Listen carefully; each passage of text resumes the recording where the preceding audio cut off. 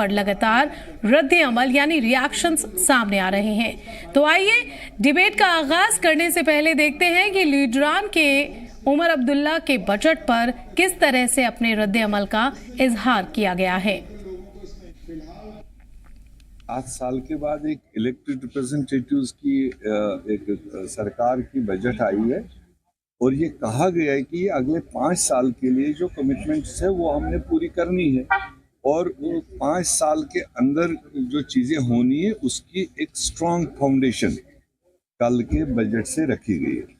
अब हर आदमी चाहे कि मेरा नाम उसमें क्यों नहीं है, मेरा मसला हल क्यों नहीं हुआ, अभी तो बहस भी होनी है, 4 दिन बहस होनी है, कुछ चीज़ें नुमाइंदे उठाएंगे और जब रिस्पांस चीफ मिनिस्टर साहब देंगे उस वक्त भी उनका डिस्क्रिशन है, वो कुछ चीज़ें ऐड कर सकते हैं, कुछ चीज़ें उसमें बढ़ा सकते हैं।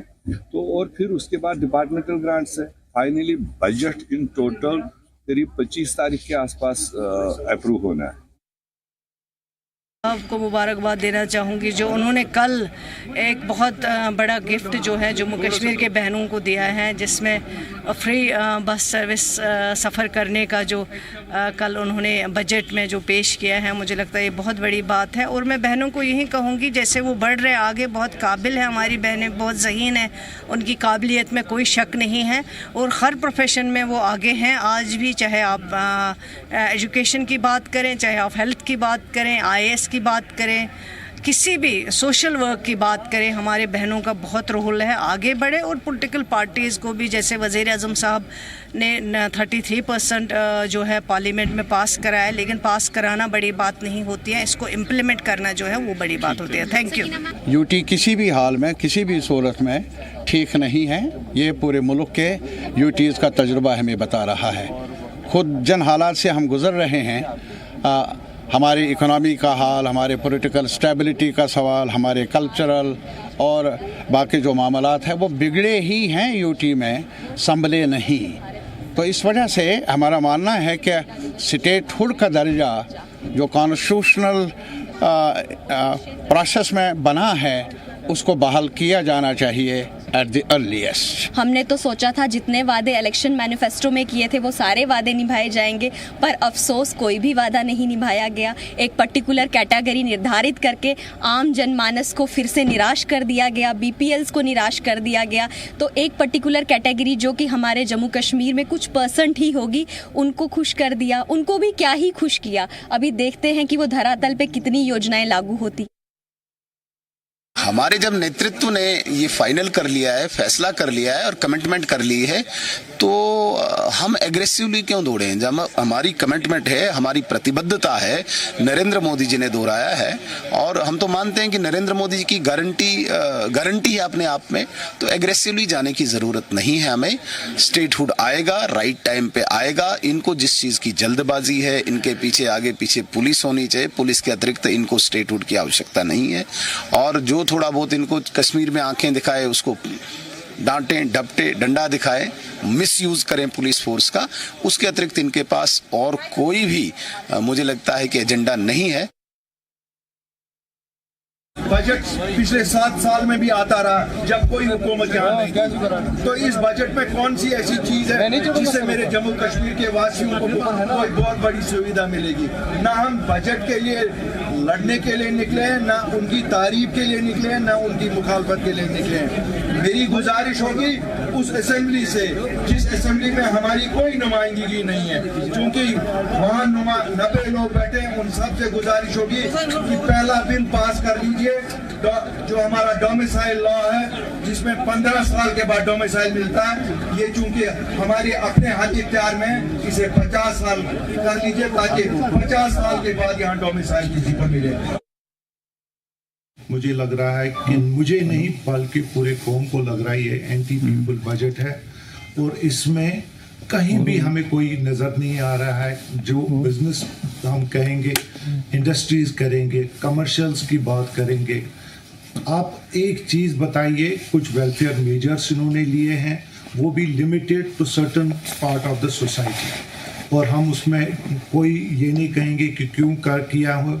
अगर 200 यूनिट्स कहा गया, प्री इलेक्शन के नारे जो थे वो सबको पता है कि क्या क्या नारे थे। इसी तरह इस बजट का हमें लगता है कि जिस तरह वो खोखलापन था, इसी तरह इस बजट के साथ खोखलापन नज़र आ रहा है हमें। अब देखिए, हमारी एक्सपीरियंस बताती है कि 200 यूनिट्स का नारा जो था, किस तरह लूट किया गया पब्लिक को। क्या हमको 12 सिलेंडर मिलेंगे, आपको जी 200 यूनिट मिलेंगे। फिर उसको कहा गया नहीं जी, पॉवर्टी बिलो पॉवर्टी लाइन। आज जो पुअरेस्ट ऑफ द पुअर जिसको कहते हैं हम AIY को, वो उसको कहा वो भी बशर्ते कि वो सोलर पैनल लगाएंगे। अब देखिए, इन चीज़ों के साथ जो खिलवाड़ किया गया है, इसको हम कहते हैं पॉकेट फिलिंग। ये एक बजट के नाम पे बस सिर्फ खिलवाड़ किया जा रहा है। देखिए, बजट एक दोबारा जो लोगों को उम्मीद थी, हम 3-4 महीने वेट किया कि सरकार को पहले संभलने दे। देखिए, उम्मीदें थी सरकार से, लोगों का मैंडेट है, लेकिन अभी दोबारा धोखा हुआ है। बजट कुछ है ही नहीं। खासकर जिले पुलवामा की बात करें, सबसे बड़ी बदकिस्मती इस जिले की है कि 1 रुपया भी इस बजट में नहीं है। अब मुझे समझ नहीं आती कि जिनको हमने इलेक्ट करके यहाँ से भेजा, ये क्या, अगर और पूरी रियासत की बात करें, कुछ कंक्रीट है नहीं। अनएम्प्लॉयमेंट का जो इशू जो रिड्रेस होना था, उसके लिए भी कुछ नहीं है। टूरिज्म डिपार्टमेंट जो मखसूस 3 ब्लॉक्स में है, जो गुलमर्ग, उससे अलावा अगर जो एक्सपेंशन की बात करें या टूरिज्म की जो एडवाइजरीज जो जिस पे बार बार बात होती, सिक्योरिटी के लिए, वो भी उस पर भी बात नहीं हुई या उस मुद्दे को छेड़ा भी नहीं गया। समझ नहीं आता, या तो लोगों को मजबूरन इसी हालत में रखना चाहते हैं और इसी से चीजें चलानी चाहिए, इसी से सियासत करना चाहते हैं। ये हमारी बदकिस्मती है। जो सेंट्रली स्पॉन्सर्ड स्कीम्स हैं उनका जिक्र हुआ, तो और कुछ वादे जो एनसी ने किए थे इलेक्शन से पहले वो अमलाए दर्शाए नहीं गए इसमें पूरी तरह से। जैसे आपने कहा कि हम AIY को 200 शायद पता नहीं कितने वो यूनिट्स देंगे आप, या राशन देंगे मिसाल के तौर पर, तो कितने लोग हैं वो 1.5 या 2% टोटल। तो बाकी जितने गुरबा हैं, जो बाकी जिनका दर्ज कहीं किसी खाते में नहीं है, किसी या BPL में जो हैं, या कुछ ऐसे भी हैं जो BPL कैटेगरी में आते हैं लेकिन अभी दर्ज नहीं है, उनका क्या, उनके साथ क्या इंसाफ होगा। तो उम्मीद थी हमें कि ज़्यादा। और सबसे बड़ी बात इसमें यह भी है कि इन्होंने प्राइम मिनिस्टर साहब का शुक्रिया अदा किया।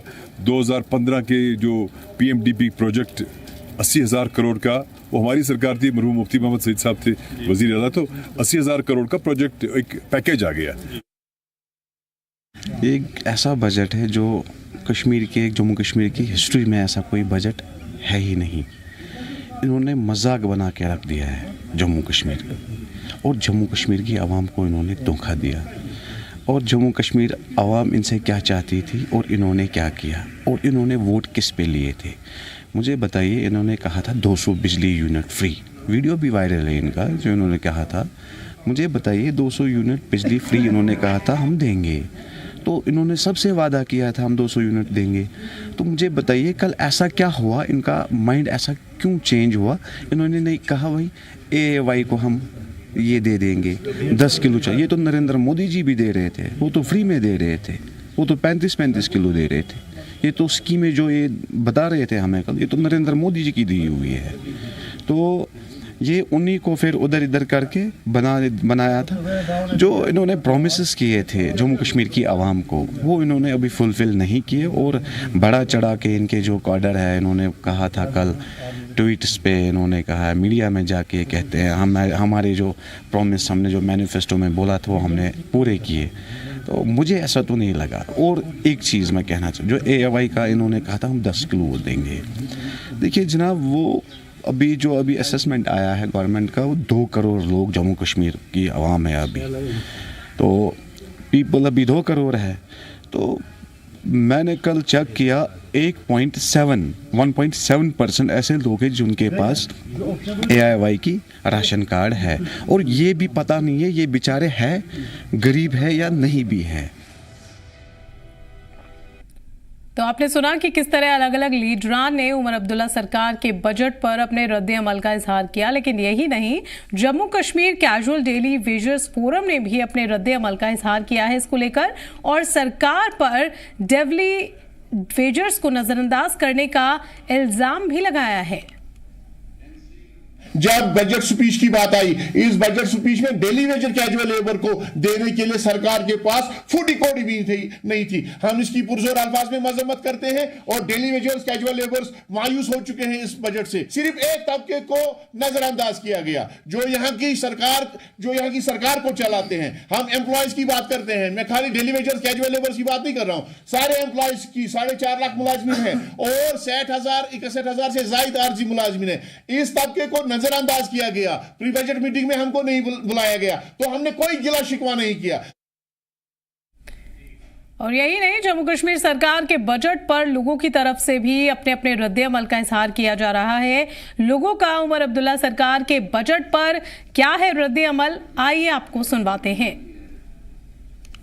जब भी बजट वगैरह जब भी आता है तो हमें काफी सरकार से ना उम्मीदें रहती है कि यूथ के बारे में भी सोचा जाएगा। आज तक नहीं सोचा गया, इस बार उम्मीद थी कि जो वोट हमने दिए उसको सोच के ही कुछ हमारे लिए भी कुछ ना कुछ मतलब हल निकाला जाएगा, बट ऐसा इस बार भी कुछ नहीं हुआ है। अब जैसे कि बात कर रहे हैं कि उन्होंने 200 यूनिट बिजली फ्री दी है, वो भी उन्होंने कुछ कैटेगरीज को दी है, जो कि आप देखना चाहें अगर तो वो यहाँ पे है ही 1.5% है। तो इस मतलब यही है कि यूथ के साथ तो हर बार मजाक ही हो रहा है ना। तो जैसे कि हमारे कुछ भाई हैं जो पूरे दिन धूप नहीं देखते, बारिश नहीं देखते और मजदूरों की तरह काम कर रहे हैं एज अ डेली वेजर, तो मुझे नहीं लगता कि उनके बारे में भी कुछ सोचा गया है। और आज आपको बताता चलो कि हमारा हर एक जो युवक है ना वो बेरोजगार घूम रहा है। तो जिस हिसाब की हमें उनसे एक्सपेक्टेशन थी कि ऐसा कुछ आएगा, बट वो चीज़ अभी हुई नहीं है। तो मेरी सरकार से यही जो है वो एक उम्मीद फिर से रहेगी कि हमारे बारे में कुछ सोचा जाए, यूथ के बारे में कुछ सोचा जाए, ताकि आपको पता है कि यूथ जो है ना वो आने वाला फ्यूचर है इंडिया। बजट जो होता है वो हर एक कम्युनिटी को एक मद्देनजर रखते हुए इक्वली डिवाइड किया जाता है, लेकिन जैसे सेंटर का अगर हम बजट देखें उसकी 10 गुना ज़्यादा जो है कम जो इन्होंने दिया है हमें। ठीक है, जो इन्होंने बजट दिया, इन्होंने जो 200 यूनिट फ्री का इन्होंने डिमांड रखी थी पहले कि 200 यूनिट हम फ्री देंगे, लेकिन फ्री तो कुछ मिला नहीं है, एक कैटेगरी को दे दिया। तो बाकी जो है इन्होंने पहले वादे किए थे हम जो 200 यूनिट सबको फ्री देंगे, इलेक्शन मैनिफेस्टो रखे थे। सुप्रीम कोर्ट का ये कहना है कि जो इलेक्शन मैनिफेस्टो होंगे, मुद्दे जो होंगे इक्वली डिवाइड होने चाहिए, जो आपको पूरे होने चाहिए, लेकिन यहाँ पर मुझे लगा नहीं कि कोई भी पूरा किया गया है। 200 यूनिट फ्री। तो उमर अब्दुल्ला सरकार के बजट पर अलग अलग तरीके के रद्द-ए-अमल लोग जाहिर कर रहे हैं और ज्यादातर लोगों का यही कहना है कि जिस तरीके से उमर अब्दुल्ला ने अपने मैनिफेस्टो में वादे किए थे वो अपने वादों पर खरे नहीं उतरे, क्योंकि इस बजट में, खास करके इस बजट में, पहले बजट में सरकार के लोगों को काफी उम्मीदें थी कि उनके लिए काफी कुछ होगा। इस प्रोग्राम में हमारे साथ बात करने के लिए पॉलिटिकल एक्सपर्ट सोहेल काजमी जी और जम्मू से हमारे नुमाइंदा ख्वाहिश पटियार मौजूद हैं। सबसे पहले सोहेल काजमी जी, आपसे मैं जानना चाहूंगी कि उमर अब्दुल्ला सरकार ने ये जो बजट पेश किया है उससे ज्यादातर लोग इत्तेफाक नहीं रखते। ज्यादातर लोगों को यही लग रहा है कि उन्होंने जो अपने मैनिफेस्टो में वादे किए थे, घोषणा पत्र में जो वादे किए थे, उन पर वो अमल करते हुए नजर नहीं आए और इस बजट में, जो कि उनकी सरकार का पहला बजट था, इससे काफी उन्हें उम्मीदें थी कि नौजवानों के लिए, बेरोजगारों के लिए कुछ बड़े ऐलान किए जाएंगे। कुछ खास तौर पे बिजली को लेकर 200 यूनिट बिजली मुफ्त करने को लेकर उन्होंने अपने मैनिफेस्टो में बात की थी, लेकिन इसको लेकर भी उन्होंने गोल गोल बात कह दी और कहीं ना कहीं उनकी इन घोषणाओं को लोग मोदी सरकार की स्कीमों से भी तुलना कर रहे हैं। इस पर आप क्या कहेंगे? शिवानी मैम, पहले तो थैंक यू वेरी मच मुझे बुलाने के लिए। दूसरा ये है कि आपने सबकी रिएक्शंस अपने विजुअल्स के माध्यम से सबको बताई है। और पहले तो ये मुबारकबाद है कि 7 सालों बाद एक चीफ मिनिस्टर, चुनी चुनाई सरकार जो है असेंबली में बैठ के, comprising of all the political parties, उन सबके नुमाइंदे, सब पॉलिटिकल पार्टीज के नुमाइंदे आज असेंबली का हिस्सा है। जम्मू कश्मीर के लिए ये बहुत बड़ा दिन था कि असेंबली फाइनली लगी है और एक डेमोक्रेटिकल इंस्टीट्यूशंस में चीफ मिनिस्टर बजट पेश कर रहे हैं। ये वो चीफ मिनिस्टर नहीं है जो पहले चीफ मिनिस्टर हुआ करते थे जम्मू कश्मीर रियासत के, ये यूनियन टेरिटरी के चीफ मिनिस्टर है। और आपने देखा होगा जब पॉलिटिकल पार्टीज इलेक्शंस में पार्टिसिपेट करती हैं तो नून मिर्ची लगा के वो अपने मैनिफेस्टोज को ग्लोरीफाई करके वोटर्स के पास जाती हैं पूरे भारत में, और पूरी हर स्टेट में हर पॉलिटिकल पार्टीज का यही ट्रेंड रहता है। और ये मुमकिन नहीं है कि जब वो सत्ता में आ जाती हैं तो जो मैनिफेस्टोज उनके होते हैं वो पूरे उनपे एक्शन ओरिएंटेड हो और वो लोगों को वो मिले। ये कभी आज तक हुआ नहीं है, ना होता है। अब जब आप यूनियन टेरिटरी में ये बजट पेश कर रहे हैं तो taking care of many constraints as far as the constitution of union territories concerned, chief minister ने फिर भी वो बजट जो है वो पेश किया। और उसमें ठीक है, जमहूरियत है, हर पॉलिटिकल पार्टी का अपना मौकफ है, वो अपोज करती है, नहीं करती है, कुछ चीजों को मानते हैं, कुछ चीजों को नहीं मानते हैं। मैं आपको याद दिलाना चाहता हूं कि जब यहाँ पहले सरकार हुआ करती थी, जब फारूक साहब थे या उमर साहब थे या महबूबा जी थी या गुलाम नबी आजाद थे, तब जो रेवेन्यू जनरेशन यूनिट्स थी यहाँ पे, जैसे हम बिजली की बात करते हैं, तो मुझे नहीं लगता है यहाँ कहीं 5% भी मीटरिंग कभी कहीं हुई थी जम्मू कश्मीर रियासत में, किसी भी डिस्ट्रिक्ट में या तहसील में। और मीटरिंग का ट्रेंड पिछले 7 सालों में जम्मू कश्मीर में इंट्रोड्यूस हुआ। उसी तरह अगर आप लीकर पॉलिसी की बात करते हैं, तो पिछले 7 सालों में जब से ऑनरेबल गवर्नर लेफ्टिनेंट गवर्नर यहाँ देख रेख कर रहे हैं, एक नई लीकर पॉलिसी इंट्रोड्यूस हुई। उससे पहले जब मेरी बातचीत उनसे हुई तो उन्होंने कहा तकरीबन 22-23 करोड़ की रेवेन्यू उससे पहले आती थी, और जब से लीकर पॉलिसी इंट्रोड्यूस हुई है 300 करोड़ प्लस रेवेन्यू जो है जम्मू कश्मीर में उसकी शुरुआत हुई है। और ये सब चीजें वो चीजें हैं जो नई इंट्रोड्यूस पिछले 7 सालों में हुई हैं, जिससे कि स्टेट जो है सेल्फ रिलायंट की तरफ चले, क्योंकि हम बिजली के सबसे बड़े पैदा करने वाली स्टेट हैं। और बदकिस्मती से हमें बिजली जो है पंजाब से या बाकी रियासतों से खरीद के और कहीं कहीं उधार पे, जो अभी चीफ मिनिस्टर ने कल बजट सेशन में भी कहा कि हमारा जो उधार है, जो कर्ज है बिजली को लेके भी, वो इतना ज्यादा है जिसका आप अंदाजा नहीं कर सकते। तो जो स्टेट खुद प्रोड्यूसर है कुछ चीजों की, और उसके बावजूद वो कर्जों में डूबी हुई है, और उसमें ये बजट आती है, चुनी चुनाई सरकार आती है। आप मोटी मोटी चीजों को देखिए, अगर हम कुछ चीजों को इंप्रूव कर सकते हैं, कुछ चीजों को और अच्छी तरह मजबूती से आगे लेके जा सकते हैं, तो मुझे लगता है कि सारी पॉलिटिकल पार्टीज को उसमें 1 पॉइंट पे आना चाहिए, 1 पेज पे आना चाहिए, ताकि रियासत जो है और अच्छी तरह आगे चल सके। 200 यूनिट की बात है, AAYA आपने कहा, ठीक है, हमने ये वर्ड अभी सुना, इससे पहले तो BPL हम सुनते थे, बिलो पॉवर्टी लाइन, या कुछ और APL सुनते थे, अबव पॉवर्टी लाइन। अब ठीक है, उन्होंने फिर भी अपने वोटरों को रिझाने के लिए उस कैटेगरी को रखा जिसका अपोजिशन जिक्र कर रही है कि 1.5% उनकी पॉपुलेशन है या बाकी है। और उसके बावजूद भी उन्होंने कहा कि 5 साल अभी टाइम है, उसमें सेंट्रल स्पॉन्सर स्कीम्स की जिक्र जो बार बार कर रहे हैं। देखिए, प्रधानमंत्री जो है वो पूरे मुल्क के हैं, और सेंट्रल स्पॉन्सर स्कीम जो भी इंट्रोड्यूस होती है, और खासकर जम्मू कश्मीर के लिए जो इंट्रोड्यूस हुई है, वो वैसी पैटर्न पे है जैसी बाकी रियासतों में हुई है। तो प्रधानमंत्री तो एक पार्टी के नहीं होते हैं, वो पूरे मुल्क के होते हैं। अब मोदी जी पे ज्यादा है कि मोदी जी की स्कीम से, ये मोदी जी बिल्कुल भारतीय जनता पार्टी के सरकर्दा नेता है, लेकिन as far as the post of the prime minister is concern, that is considered to be equivalent to every state, every citizen of India, whosoever resides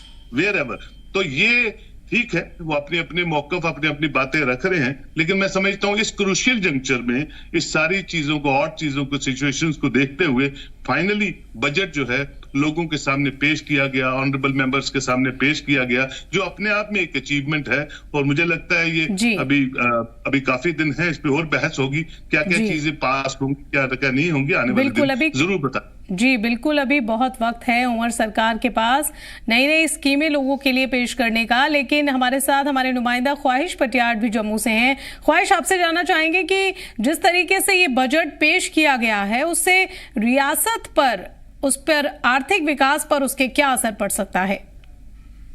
जी मैं आपको बताऊं कि 7 साल के बाद जनता की चुनी हुई सरकार ने जो है वो अपना बजट पेश किया है। मुख्यमंत्री उमर अब्दुल्ला ने कोशिश की है कि मैं हर जो समाज के हर वर्ग को जो है मैं फायदा दे सकूं। हालांकि उम्मीदें बहुत ज्यादा थी, और ये मुमकिन भी नहीं है कि सबको जो है जो चाहते हैं वो मिल जाए। सरकार ने कोशिश भी की है, लेकिन ओवरऑल अगर हम बात करें, यहाँ पर जो बड़े जो टकटकी लगाए हुए लोग थे इस बजट के ऊपर, चाहे वो SCOs हों, चाहे वो डेली वेजर्स हों, वो हो, उसके अलावा आंगनवाड़ी वर्कर्स हो, आशा वर्कर्स हो, यहाँ पर जो कुक्स हैं सरकारी वो हो, उसके अलावा बहुत सारे ऐसे लोग हैं जो कि परमानेंट और रेगुलराइजेशन की जो है वो और उनकी नज़र थी। उसके अलावा जो वेजेस जो है उसे बढ़ाए जाने की उनकी नज़र थी, वो उनके लिए नहीं हुआ। कहीं ना कहीं मायूसी है। हालांकि पेंशनर्स जो थे, या विडो पेंशन लेते हैं, ओल्ड एज पेंशन लेते हैं, उनकी पेंशन जरूर बढ़ाई गई है, लेकिन अभी और भी बहुत कुछ जो है वो करना बाकी था। अभी हैंडीकैप जो है उनको क्या मिला, अभी वो चीजें खुल के सामने नहीं आई है। कॉलेज खोलने की बात है, इंफ्रास्ट्रक्चर बढ़ाने की बात है, अलग अलग जगह, चाहे स्पोर्ट्स का फील्ड हो गया, हेल्थ हो गया, मेडिकल, उसके अलावा एजुकेशन हो गया, अलग अलग जो सेक्शन हैं, रोड इंफ्रास्ट्रक्चर की बात करें, हर चीज को जो है वो बढ़ावा देने की बात की गई है। हालांकि बहुत कुछ जो है ऑलरेडी सेंटर ने जो यहाँ पर इम्प्लीमेंट किया हुआ या फंड वो चल रहे हैं, उसी चीज को जो है वो गिनाया गया। तो सवाल तो यही है कि लोग यही देख रहे थे कि क्या कुछ अलग होगा। हालांकि जो बिजली यूनिट 200 यूनिट फ्री दी जा रही है उस पर भी क्लैरिफिकेशन नहीं है। बड़ी बात है, जो ज्यादा गरीब लोग हैं, अगर उन्हें कहा जाएगा कि आप सोलर पैनल लगवाइए फिर आपको 200 यूनिट फ्री मिलेगी, तो वो गरीब लोग सोलर पैनल कहाँ से लगाएंगे, क्योंकि हजारों लाख रुपए कीमत होती है, उनके पास तो पैसे नहीं होंगे। उसके अलावा अगर हम बात करें फ्री ट्रांसपोर्टेशन की बात की गई है, तो JKRTC का यहाँ का फ्लीट जो है वो बहुत ही ज्यादा उसकी हालत खस्ता है। बसेस जो है वो सरकार हर बार लेती है, उसकी मेंटेनेंस नहीं होती और नई बसेस जो है जर्जर हालत में हो जाती हैं। इसकी एक एग्जांपल JKRTC ने 2020 में 20 जो है ई बसेस लाई थी। आप समझ सकते हैं 2020 में ई बसेस की अच्छी खासी कीमत खर्च करके उन्हें लाया गया था, और आज यानी कि 5 साल के बाद सिर्फ 5 से 6 बसें चल रही हैं, बाकी सब जो है वो यूजलेस हो गई। यूजलेस इसलिए हो गई है ना उनके स्पेयर पार्ट्स हैं, उनकी मेंटेनेंस है, एक का पार्ट दूसरे में, दूसरा का पार्ट तीसरे में, ऐसे करके बसेस जो है वो बिल्कुल जो है वो आप कह सकते हैं कि खत्म कर दी गई हैं। तो कैसे JKRTC जो है वो लोगों को सर्विसेज देगा। उसके अलावा अगर यहाँ पे ई बसेस की बात करें, अभी हाल ही में वो चली हैं जम्मू श्रीनगर में, लेकिन जितनी पॉपुलेशन है 100 बसेस कुछ नहीं होती हैं। उसके अलावा बड़े सारे हंगरी रूट्स हैं, यहाँ पे निजी ट्रांसपोर्टर्स जो हैं उन्होंने कई सारे जो ऐसे इंपॉर्टेंट रूट्स हैं वहाँ पे ई बसेस चलने ही नहीं दी। तो जो मेन जहाँ पे लोगों को फायदा मिलना है वहाँ पे वो कैसे लेंगे। अभी एडिशनल कह रहे हैं कि हम 100 बसेस और लाएंगे, लेकिन वो भी केंद्र जब अप्रूवल देगा तभी बसेस आएंगी। तो यहाँ पर बहुत कुछ जो लोगों को अभी दिया जा रहा है, कितना मिलेगा कितना नहीं मिलेगा उस पर संशय बना हुआ है। बड़ी बात यह है सरकार और यानी कि जो उनके अलायंस है वो तो पीठ थपथपा रहे हैं और कह रहे हैं कि ऐसा बजट आज तक आया ही नहीं, लेकिन बड़ी सारी चीजों को लेकर तो क्लैरिफिकेशन नहीं है। तो जब धरातल पे उतरना शुरू होगी चीजें तब पता चलेगा। AAY के बारे में लोग सुना ही नहीं था, बहुत सारे लोगों के AAY जो है वो कार्ड बहुत कम लोगों के हैं। बिल्कुल। तो ऑलरेडी इसमें बहुत ज्यादा राशन दे रहा है, तो उसमें आपने उनको डबल कर दिया तो क्या होगा, BPL कहाँ है, APL। और बड़ी बात है कि आपने जो मध्य वर्ग है उनको कहाँ रखा। आपका बहुत बड़ा वोटर जो है वो मध्य वर्ग था, मध्य वर्ग को हमने क्या किया, बहुत कुछ है, लोग खाली हाथ ही रह गए। यहाँ बच्चे जो है वो सरकारी इम्तिहानों के लिए फॉर्म्स भरते हैं और वो पता नहीं कितने जो सरकारी पोस्टों के लिए फॉर्म भरते हैं, और पेरेंट्स की मोटी रकम जो है वो फॉर्म्स फिलअप करने में लगा देते हैं। आप मानिए 4-4 हजार पोस्ट के लिए 4.5 लाख लोग जो है वो अप्लाई करते हैं। आप समझिए कि सिर्फ फॉर्म भरने से ही सरकार कितना पैसा कमाती है। उसके बावजूद भी नौकरियां समय पर लोगों को मिलती नहीं है, एडवर्टाइज होती नहीं है, कई दफा ओवर एज हो जाते हैं, कई दफा दोबारा से जो है एग्जाम करने की बात होती है, यानी कि जो पैसा फॉर्म भरने में जाता है वो सब जाया हो जाता है। सरकार खाली उसमें अपना जो है जेब भर लेती है। वहां पे ठगा कौन जाता है, आम व्यक्ति ठगा जाता है। उम्मीद ये बहुत है, अगर टूरिज्म की बात करें अभी भी ये देखा जाए कश्मीर की तरफ ज्यादा फोकस है, जम्मू की तरफ कम फोकस है। हालांकि जी ख्वाहिश टूरिज्म पे मैं आपसे बात करूंगी, लेकिन तो आपसे पहले मैं सोहेल काजमी जी के पास आना चाहूंगी। सोहेल काजमी जी, जिस तरीके से उमर सरकार ने बजट पेश किया है और इस पर जिस भी तरीके के रद्दमल सामने आ रहे हों, ज्यादातर लोगों का यही रिएक्शन है कि ये उमर सरकार का जो बजट था उससे उम्मीदें थी, लेकिन ये बजट उम्मीदों पे उतना खरा नहीं उतरा। हालांकि आपका कहना भी बिल्कुल सही है कि ये एक बहुत बड़ी अचीवमेंट है उमर सरकार के लिए, एज ए इंडिविजुअल सरकार के तौर पर उन्होंने अपने इस बजट को पेश किया है। लेकिन आपसे मेरा ये सवाल है कि ये जो बजट है वो जम्मू कश्मीर के बुनियादी ढांचे में किस तरीके से महत्वपूर्ण है और क्या इसकी वजह से जम्मू कश्मीर में सुधार की संभावनाएं आ सकती हैं? देखिए शिवानी मैम, जो कंस्ट्रेंट्स हैं इस वक्त मौजूदा सरकार के पास, गवर्नमेंट के पास, देखिए अभी बजट का सेशन शुरू होना था और महाराजा की डिबेट शुरू हो गई और उस पे फजूल की कंट्रोवर्सी शुरू हो गई। इससे पहले भी 5 दिन में जो आपका बजट सेशन, जो असेंबली सेशन लगा, उसमें भी आपने देखा कंस्ट्रक्टिव बात कोई नहीं हुई। कोई आर्टिकल 370 का रेजोल्यूशन लेके आ गया और कोई और चीज का रेजोल्यूशन लेके आ गया और वो भी वेस्ट 5 दिन हो गए। और यहाँ भी जो शुरुआत हुई असेंबली सेशन की वो कंस्ट्रक्टिव होनी चाहिए थी, क्योंकि आइडियोलॉजिकल क्लैशेस हैं कि ऑपोजिशन नहीं चाहती कि ये सरकार प्रॉपरली चले और वो भी अपने एक माइंडसेट से असेंबली में आए और उनके भी शिविर लगे, उनको भी ट्रेन किया गया। उसी तरह उमर लेड सरकार के भी कंस्ट्रेंट्स हैं, कुछ चीजें उनके पास हैं, कुछ चीजें उनके इख्तियार में नहीं है। और वो जो सोचते थे कि अगर हम सत्ता में आएंगे स्टेट हुड होगी, उसी तरह का चीफ मिनिस्टर होगा, उसी तरह का लॉ एंड ऑर्डर सिचुएशन उनके पास रहेगी, तो taking care of the all constraints of the Omar led सरकार, मैंने आपसे पहले भी कहा, और उन सब हालातों को देखते हुए फिर भी बजट पेश हुआ, फिर भी लोगों के उस पर बहस कर रहे हैं, अपने अपने पॉइंट ऑफ व्यूज रख रहे हैं, जो मैं समझता हूँ it's a start of new chapter of democracy in Jammu and Kashmir after a prolonged 7 years। तो हमें उसको वेलकम करना चाहिए। देखिए, अकाउंटेबल सरकार रहे, अपोजिशन का बहुत बड़ा रोल रहता है कि उसको बिल्कुल उसको अकाउंटेबल बना के रखे, लेकिन वो कंस्ट्रक्टिव अकाउंटेबिलिटी होनी चाहिए ताकि सरकार जो है टेंडर हुक्स पे काम करे और छोटे छोटे मसाइल जो हैं उनको भी हल करने में असेंबली सेशन जो है कहीं ना कहीं सक्षम रहे, और वो सारी कॉन्स्टिट्यूंसी 90 के 90 जो कॉन्स्टिट्यूएंट हैं इस वक्त MLA उन सबको फायदा हो और उसकी तरफ काम हो। आज तो शुरुआत हुई है, मुझे लगता है आने वाले दिनों में जब सारी निटी-ग्रिटीज आपके सामने आएंगी तो अनकंस्ट्रक्टिव डिस्कशंस को छोड़ के पॉजिटिव डिस्कशंस और पॉजिटिव असेंबली प्रोसीडिंग से फायदा जो है हर MLA को होगा, हर कॉन्स्टिट्यूंसी को होगा।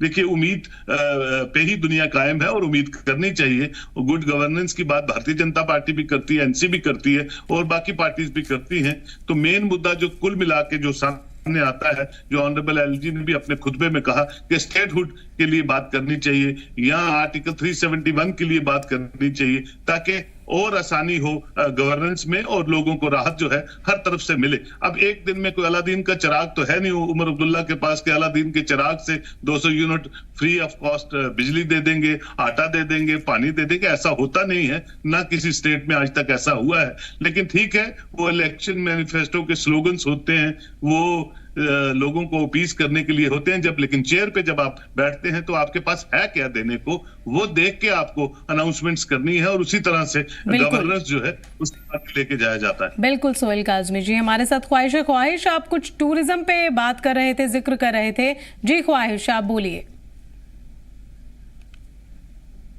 विभाग जो है वो खुद उमर अब्दुल्ला के पास है और टूरिज्म से ही जम्मू कश्मीर की बहुत बड़ी इकोनॉमी जुड़ी हुई है। टूरिस्ट को लेकर उमर अब्दुल्ला ने कई सारी चीजों को लेकर बात कही। जो आंकड़ा यहाँ पर होता है उन्होंने उस पर भी क्लैरिफिकेशन दिया कि जो इतना बड़ा आंकड़ा वो होता है वो दरअसल टूरिस्ट की विजिट पे जो है वो तय होता है। यानी कि जैसे कश्मीर के अलग अलग जो टूरिस्ट स्पॉट है, एक व्यक्ति अलग अलग स्पॉट पे जाता है, उसके हर एक स्पॉट पर जो है एक विजिट गिनी जाती है। तो वो अगर एक व्यक्ति 6 जगह जाएगा तो वो 6 बार काउंट होगी। तो ऐसे करके जो 4-4.5 करोड़ का आंकड़ा है वो जो आता है। इससे अगर हम पैरेलल देखें, अभी बहुत ज्यादा पोटेंशियल जो है वो चुनाव खिते में है। उसके अलावा पीर पंजाल में है, कठुआ जो जिला है पंजाब और हिमाचल से लगता हुआ, बहुत खूबसूरती है, उसको बहुत एक्सप्लोर करने की जरूरत है। और कहीं ना कहीं इससे हम देखें देश की आजादी के बाद से कठुआ डिस्ट्रिक्ट के अपर रीचेस को जो है इग्नोर किया गया है। अगर हम उसकी पार्क और दूसरी तरफ की बात करें, आप डलहौजी देख लीजिए, दुनिया भर का पर्यटक वहां पर जाता है। उसके अलावा चंबा है, उसकी अलग ही एक बात है। अगर हम धर्मशाला देखें, वो एक अलग टूरिस्ट, मतलब हिमाचल ने टूरिस्ट को अट्रैक्ट करने के लिए बहुत कुछ किया है। लेकिन हम उसके पैरेलली अगर हम जम्मू का हिस्सा देखें, वहां पर बहुत पिछड़ा जो रह गया, वहां पर डेवलपमेंट की तरफ ध्यान ही नहीं दिया गया। भद्रवाह की बात करूं, भद्रवाह में टूरिज्म को लेकर पिछले कुछ सालों से जो है वो तेजी लाई गई है। तो काफी समय पहले करनी चाहिए थी, नहीं की गई, लेकिन अब उसमें सुधार नजर आ रहा है। किश्तवाड़ में बहुत खूबसूरती है, वहां बहुत पोटेंशियल है। अगर हम राजौरी की बात कर लें, रिलीजियस पिलग्रिमेज वहां पर बहुत ज्यादा है। श्राइन है, चाहे वो हिंदू हो मुस्लिम हो, दोनों श्राइन है वहां पर, बहुत लोग जाते हैं। रोड कनेक्टिविटी की खस्ता हालत है। और बड़े सारे मेंबर्स ने ये भी बात की कि आप ट्रेन की बात क्यों किश्तवाड़ तक नहीं करते हैं, क्यों आप राजौरी पुंछ तक नहीं बात करते हैं। हालांकि केंद्र कह रहा है कि प्रपोजल आगे जो है इसको लेकर बनेंगे, क्योंकि अब जम्मू को अलग से रेलवे डिवीजन मिल गया है। लेकिन अभी भी बड़े सारे ऐसे टूरिस्ट स्पॉट हैं जहाँ की सड़कें बहुत बुरी हालत में है। और शिवानी, मैं आपको बता दूं जी, कहीं दूर जाने की जरूरत नहीं है। जम्मू सिविल सचिवालय के बिल्कुल बाहर आप कह सकते हैं जो मुख्य चौराहा है शिवालय मंदिर, जो कि रणवीरेश्वर मंदिर है, फेमस मंदिर, और बिल्कुल एंट्रेंस है सिविल सेक्रेटरीट की, उसकी सड़क ही पूरी तरह से जो है वो टूटी हुई है, गड्ढे हैं। बड़े बड़े मंत्री वहां से निकलते हैं, चीफ मिनिस्टर दिखते हैं, लेकिन R&B जो डिपार्टमेंट है उन्होंने वो गड्ढे नहीं भरे। आप वहीं से आप सोच सकते हैं कि सिविल सचिवालय के बाहर गड्ढे हैं। तो जो दूर दराज के इलाके हैं, जम्मू संभाग के जिले हैं, कश्मीर के जो दूर दराज के इलाके हैं, वहां की सड़कों का क्या हाल होगा। तो अब यहीं से एक हम देख सकते हैं कि लोग कहते हैं, लोग कहते हैं कि हम देख रहे हैं कि सड़कों की बहुत बुरी हालत है। हम देख रहे हैं कि यहाँ से जो सुचेतगढ़ जाता है, आज भी जो है 4 लेन कंप्लीट नहीं हुई है।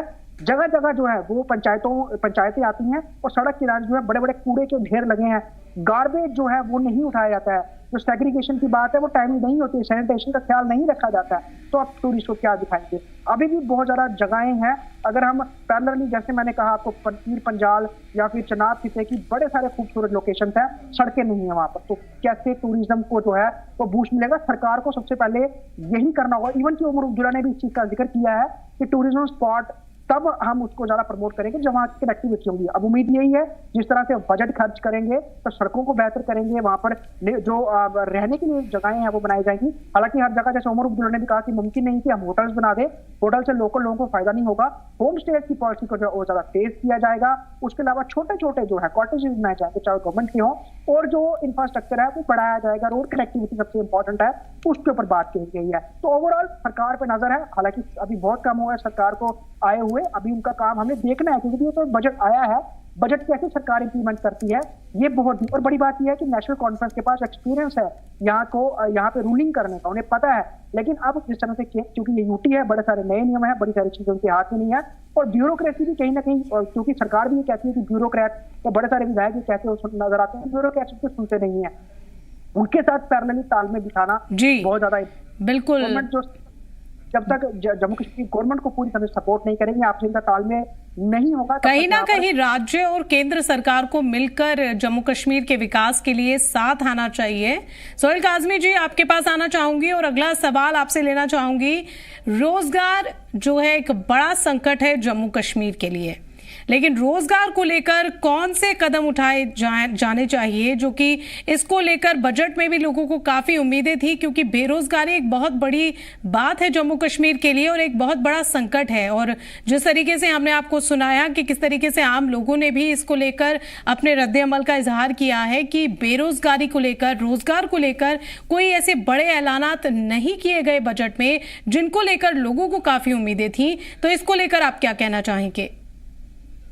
देखिए, बिल्कुल आप ठीक कहती हैं। जो आंकड़े कह रहे हैं वो यही बता रहे हैं कि कुछ 3 लाख प्लस नौकरियां हैं जिनको एडवर्टाइज करना है। और मुझे लगता है सबसे पहली ट्यूनिंग प्राइम मिनिस्टर ऑफिस और दिल्ली जम्मू कश्मीर की सरकार के बीच तो होनी चाहिए, वो तो इंपॉर्टेंट है। लेकिन वो ट्वीट ऑनरेबल प्राइम मिनिस्टर ने पहले दिन किया जब ये सरकार बनी थी कि we will back Omar led सरकार, वो तो अच्छी बात है। लेकिन उससे ज्यादा जो इंपॉर्टेंट है वो ये है कि चीफ मिनिस्टर सेक्रेटरीट और एलजी ऑफिस जो है वो कोऑर्डिनेट प्रॉपरली करे, ताकि ये जो त्रुटियां हैं खासकर रिक्रूटमेंट पॉलिसीज को लेके, जितने स्कैम्स हुए पिछले 2-3 सालों में, चाहे वो सब इंस्पेक्टर का था, पंचायत असिस्टेंट अकाउंटेंट्स की जॉब्स थी, वो फुल प्रूफ तरीके से अच्छी तरह एडवर्टाइज हो, अच्छी तरह से बच्चों तक वो उनकी जो टेंडर जो एम्प्लॉयमेंट नोटिस है वो पहुंचे, ताकि वो जो बैकलॉग है 3 लाख प्लस का, वो तकरीबन कम से कम वो उसकी शुरुआत जो है वो in coordination with LG office and cabinet वो अच्छी तरह चले। और जो बिजनेस रूल्स की बात बार बार होती है वो भी जल्दी से डिफाइन हो जाए कि कैबिनेट के इख्तियारात क्या रहेंगे और एलजी ऑफिस के इख्तियारात क्या रहेंगे, ताकि आपस में कोऑर्डिनेटेड वे में ये जो मेन मुद्दे हैं जहां यूथ इन्वॉल्व है वो तकरीबन हल हो सके। देखिए, जम्मू कश्मीर में एक और प्रॉब्लम है कि यहाँ सब बच्चों की नजर गवर्नमेंट सेक्टर पे होती है और ये फिजिबल नहीं है कि गवर्नमेंट जो है वो हर बच्चे को, जो भी नौजवान पढ़ के आता है उसको गवर्नमेंट सेक्टर में अकोमोडेट करे। लेकिन उसके लिए प्राइवेट जो प्लेयर्स हैं, जो प्राइवेट एंटरप्रेन्योरशिप प्रोग्राम्स हैं, सेल्फ रिलायंट ग्रुप्स हैं, जिसकी तरफ एलजी साहब ने भी काम किया 5-7 सालों में, वो उस पे एमएसएमई है, उड़ान स्कीम। तो कहीं ना कहीं बेरोजगारी जो ये संकट है सोहेल काज़मी जी, उसको लेकर सरकार को कुछ बड़े कदम उठाने की जरूरत है। लेकिन वहीं हमें कहीं ना कहीं ये जरूर लगता है कि केंद्र के साथ अगर राज्य सरकार यानी जम्मू कश्मीर सरकार अगर हाथ मिलाकर और कंधे से कंधा मिलाकर आगे बढ़ेगी तो कई ऐसी स्कीमें बाहर आ सकती हैं जिससे बेरोजगारी जैसे संकट से निजात मिल सकती है और साथ ही साथ रियासत का जो है विकास पूरे तौर पर हो सकता है। बहुत बहुत शुक्रिया बहरहाल आपका दोनों का हमारे साथ इस शो में शामिल होने के लिए और हमारे इस खास प्रोग्राम में अपनी अपनी मजीद जानकारी शेयर करने के लिए। तो फिलहाल अपने जनता से, अपने दर्शकों से हम यही कहना चाहेंगे कि फिलहाल के लिए इस बुलेटिन में इतना ही। जम्मू कश्मीर की ताज़ा